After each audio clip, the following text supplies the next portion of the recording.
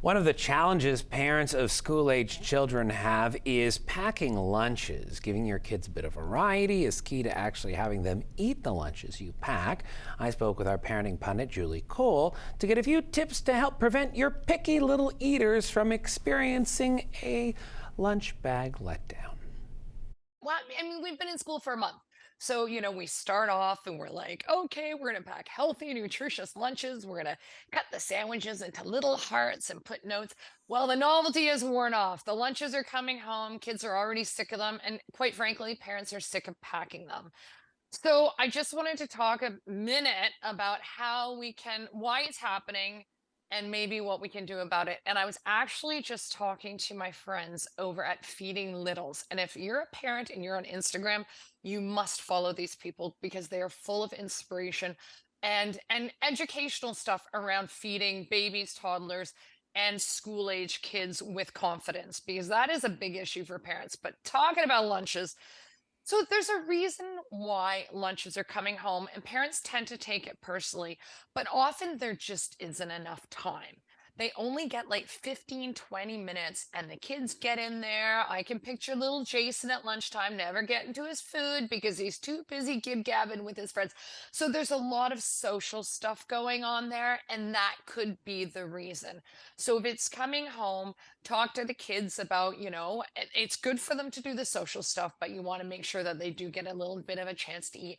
And again, make sure those containers are easy for the little ones, for those little fingers, so that they're not spending 10 of the 15 minutes just trying to get to their lunch. So there's that.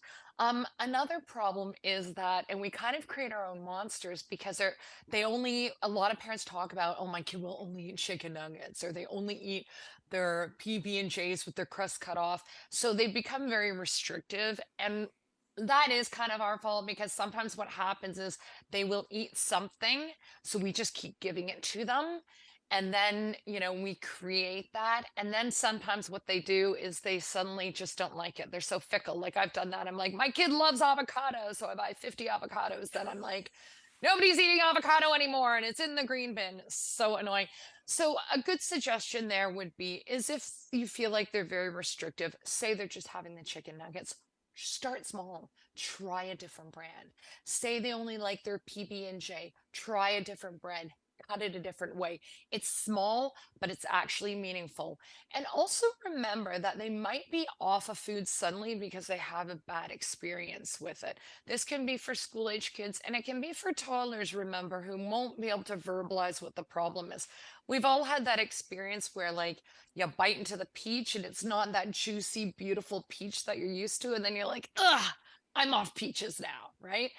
So you never know, especially for a kid where texture can be a little bit of a sensitive thing. That could be the case.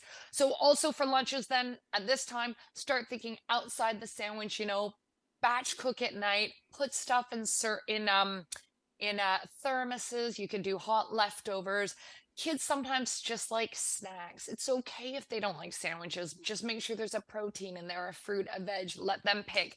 I do want to show you this book by Feeding Littles, because I really can't sing their praises enough. And as you can see, they have like just snacks. It's okay if your kid doesn't have a proper lunch. Parents kind of obsess about that. And their book, Feeding Littles, is full of inspiration. And I love it because kids are often visual. So if you go through the book with them and they see what some of the food might look like, they might be more inclined to try it.